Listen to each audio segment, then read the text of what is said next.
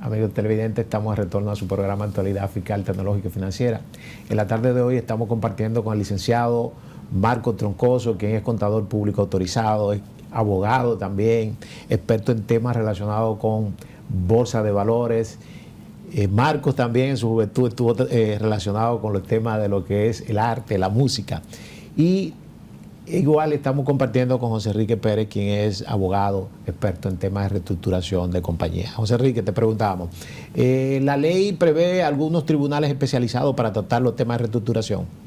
Sí, precisamente la ley ha contemplado dos tribunales, dos jurisdicciones de reestructuración para todo el país. Para República Dominicana completa se han dividido en dos. Está la jurisdicción del Distrito Nacional, que contempla el Distrito Nacional, Santo Domingo, San Cristóbal, etc.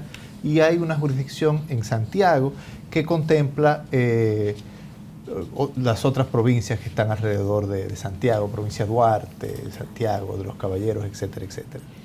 Los tribunales, la ley contempla tribunales especiales de reestructuración. Actualmente tenemos 4 tribunales que conocen de temas de reestructuración. Hay 3 en el Distrito Nacional y hay 1 en Santiago.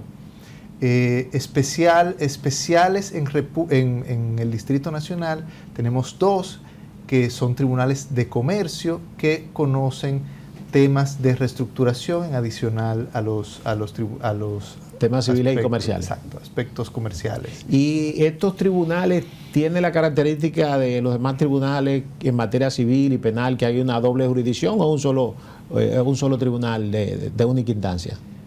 No. Los tribunales de reestructuración son tribunales civiles y comerciales. Lo que tienen es una especialización en los procesos de reestructuración. Son tribunales que, al igual que los tribunales civiles, pues también se manejan diferentes instancias, ¿no? Tienen las decisiones del Tribunal de Reestructuración, muchas de ellas pueden ser apeladas y pueden ser recurridas también en casación. Excelente. ¿Y cómo va el tema de ese proceso de reestructuración en los tribunales? ¿Hay muchos casos abiertos? ¿Hay muchas empresas que han logrado, diríamos, el cometido que tiene la ley, que después de estar en un tema, diríamos, el proceso de dificultad pueda lograr recuperarse? Marcos. Bueno, realmente, como toda herramienta nueva, tiene una curva de uso y de aprendizaje que hasta ahora se han conocido en nuestros tribunales cerca de 40 casos o de 40 solicitudes. Algunas han sido aceptadas, otras no han sido aceptadas por los tribunales, ya sea porque el verificador no lo recomendó o porque el tribunal sencillamente decidió que la solicitud realizada no cumplía con todos los requisitos. En este caso, esas empresas entonces se fueron a la liquidación. Bueno, si la solicitud fue rechazada antes de que el verificador rinda su informe, sencillamente la empresa se va por su lado. Ahora, si el verificador, porque ya cuando se designa el verificador, ya el proceso inició. Y el verificador tiene que rendir un informe donde va a decir, recomiendo que vaya a reestructuración o recomiendo que vaya a liquidación. Entonces, dependiendo lo que recomiende el verificador, el tribunal va a decidir si está de acuerdo con que vaya a reestructuración. Por ejemplo, hubo un caso, recuerdo un caso, donde el verificador recomendó, una colega nuestra, recomendó que fuera a liquidación. Pero el tribunal decidió que no, que era mejor darle la oportunidad al deudor de que negociara con los acreedores y de que viera la posibilidad de encontrar un camino para salir adelante. Finalmente, la recomendación del verificador prevaleció porque la empresa no fue reestructurable, porque el verificador, que es un profesional de la contabilidad, vio los números, los analizó y en base a su análisis concluyó que esa empresa debía ir a liquidación porque no tenía las herramientas para poder ser exitosa en un proceso de reestructuración. Excelente. Perdón, y continuando para concluir con tu pregunta, Sí. pues sí, efectivamente hay 2 empresas que en la actualidad están en un proceso de cumplimiento del plan de reestructuración. O sea que de esas solicitudes que Marcos comentaba que se habían hecho, ¿no? Solicitudes ya sea voluntarias de los deudores o a través de un acreedor, pues hay 2 empresas que en este momento están en pleno cumplimiento de un plan de reestructuración. O sea que han seguido operando a pesar de que han tenido sus dificultades. ¿Funciona similar a la ley de quiebra de Estados Unidos, que cuando se declara en quiebra se suspende todo y, como Marco había comentado, se concentran en lo que es tratar de ver cómo se logra salvar la compañía? Se le permite, por ejemplo, que si tiene deuda tributaria, la DGI no siga mandándoles esas notificaciones. ¿Funciona igual aquí la ley, Marcos? Sí, no, o sea, se produce una suspensión de pago de todas las acreencias, incluyendo las de la DGI. ¿Okay? Y los bancos también. Y los bancos, todo el mundo, suplidores, durante el periodo de reestructuración, la empresa no está en la obligación de pagar sus deudas. Además, los proveedores de servicios públicos no le pueden cortar el servicio público. Entiendas, energía eléctrica, telefonía, telecomunicaciones, no le pueden cortar. Eso está, porque si lo que se trata es de que la empresa se recupere y salga adelante. Si tú le cortas la luz sí. y las telecomunicaciones, ya no va a poder seguir operando.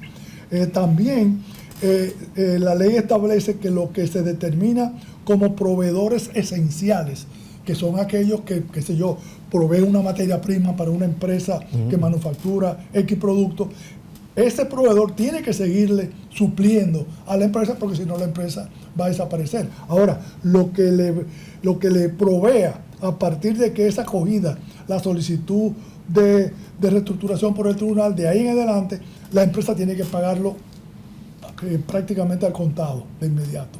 Ahora, lo viejo ya entra en el proceso de reestructuración. Sí, exacto. Sí, funciona parecido a otros tribunales fuera de República Dominicana.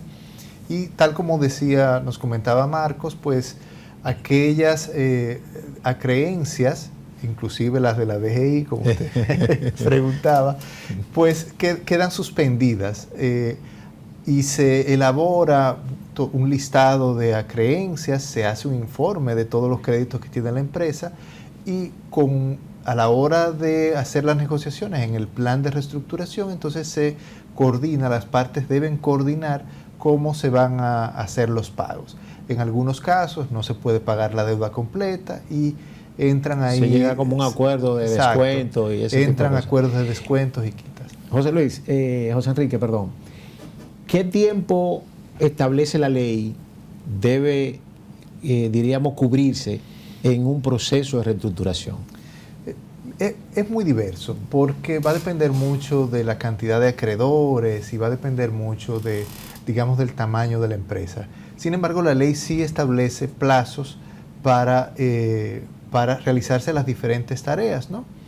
Y son plazos muy cortos, porque se supone que la idea de reestructurar una empresa requiere de mucha agilidad, tanto en las decisiones del tribunal como en los procesos que hay que hacer. Un proceso de verificación, que sería el primer proceso donde el profesional de la contabilidad debe elaborar un informe, tiene aproximadamente 15, 20 días para poder elaborar el informe.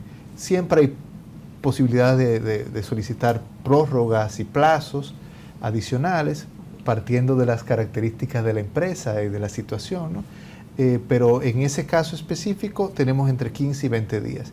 En el proceso ya de conciliación, que es la segunda etapa, en el caso de que la empresa sí tenga las posibilidades de reestructurarse, pues estamos hablando de unos 180 días aproximadamente para que ese proceso llegue a su fin, ya sea llegando a un acuerdo entre las partes o llevando a la empresa a liquidación.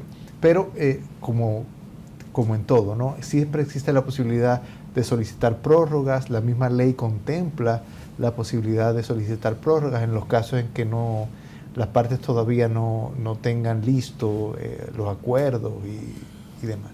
Pero quizá abundando un poquito de lo que decía José Enrique, ¿por qué esos plazos en la ley de reestructuración? La explicación es sencilla. Cuando una empresa tiene dificultades financieras, el tiempo está en contra de ella. Es correcto. Entonces, si por alguna razón entramos en un mecanismo de posposición y de apelación aquí, de apelación allá, la empresa va a desaparecer. Entonces, por eso la ley tiene plazos muy concretos que hasta el momento han servido más de indicadores, de que mira, trata de cumplir, pero claro, nadie está obligado a lo imposible. Si tú vienes al tribunal y me justificas de que no se pudo cumplir por tal razón, por ejemplo, en la presentación del plan de reestructuración hay un plazo, pero si no se pudo tener el plan de reestructuración y los acreedores, el deudor, el conciliador están de acuerdo en que se haga una prórroga de 60 días o de 90 días, se le otorga. El tribunal se lo otorga. Y se le permite, Marcos, a los acreedores en un caso eventual para, diríamos, compensar las deudas que tienen con ellos, que pudieran pasar a ser socios o accionistas de las compañías que están en reestructuración. ¿La ley lo permite? Sí, la ley permite todos los mecanismos usualmente utilizados en los procesos de reestructuración financiera. Desde quita de deuda, en el caso de los acreedores, un descuento de la deuda, o conversión de deuda por acciones, etcétera. O sea, todos esos mecanismos que tradicionalmente vemos cuando hay fusiones de empresas, pues están permitidos por la ley. Porque de lo que se trata es de crear las condiciones para que se preserve la vida de la empresa y por lo tanto pueda mantenerse los empleos, pagando impuestos, etcétera. Entonces, todos esos mecanismos que se han utilizado tradicionalmente en la actividad de finanzas corporativas, de conversión de deuda, por eso en una reestructuración hay que hacer una valoración de la empresa para saber cuánto realmente vale esta empresa.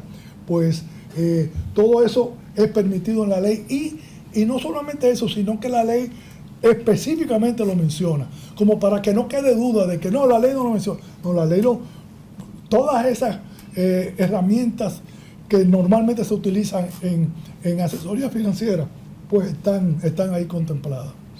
Y esos honorarios de esos, diríamos, técnicos, peritos que participan en el proceso de la reestructuración, ¿quién lo cubre?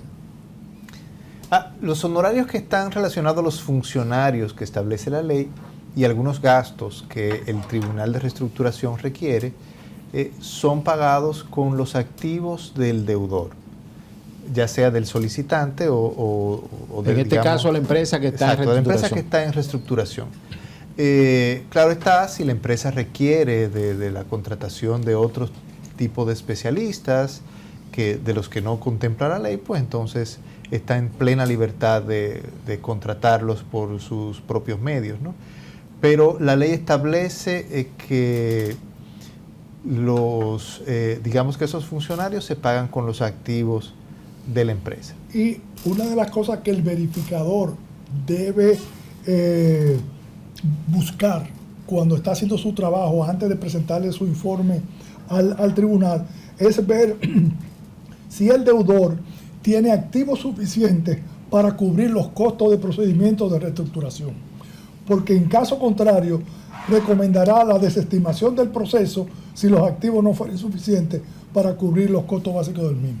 O sea, por eso es que ahí podemos entrar en un punto muy esencial en este proceso, y es que la empresa en dificultades financieras o la persona física comerciante en dificultades financieras no debe esperar a que el agua le haya llegado a la cabeza para hacer la solicitud, sino que si es una empresa, como debe serla, que lleva bien su contabilidad, que prepara su flujo de caja y que puede anticipar cuándo se le va a acabar el efectivo para cumplir sus obligaciones, pues antes de que se le acabe, debe iniciar ese proceso. Debe iniciar ese proceso para que el proceso sea viable, porque alguien tiene que pagar los costos del proceso.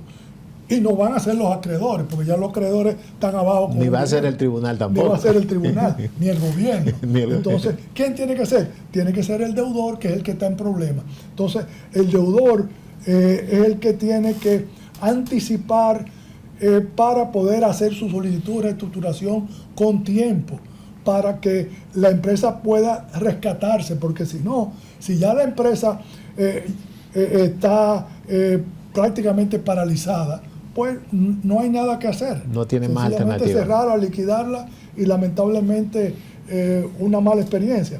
Pero la idea realmente es que la empresa se reestructure con estos mecanismos que la ley le provee.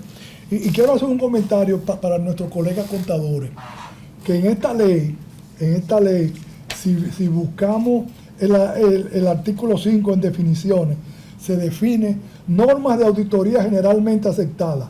Se refiere a las normas de auditoría adoptadas por el Instituto de Contadores Públicos Autorizados. El numeral 22, que define lo que son principios de contabilidad generalmente aceptados, son los principios de contabilidad adoptados por el Instituto de Contadores Públicos Autorizados.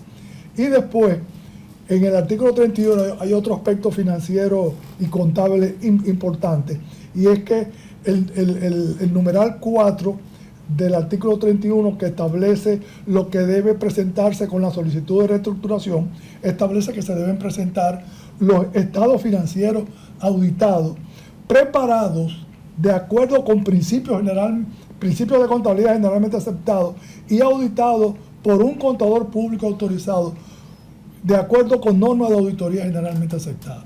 O sea, la ley tiene todo el andamiaje para que la profesión contable se empodere de ese proceso de reestructuración para garantizar, diríamos, la certeza de esas informaciones que se están suministrando. Marcos, José Enrique, vimos ahorita que el proceso de reestructuración se puede dar bajo dos vertientes. Una es de manera voluntaria, cuando lo hace el deudor, y otra es de manera, diríamos, obligatoria, cuando es a requerimiento del acreedor. Nos gustaría que cuando sea por parte voluntaria, cuál es el proceso que deben seguir las empresas, pero vamos a tratar eso en el último bloque. Volvemos ahora.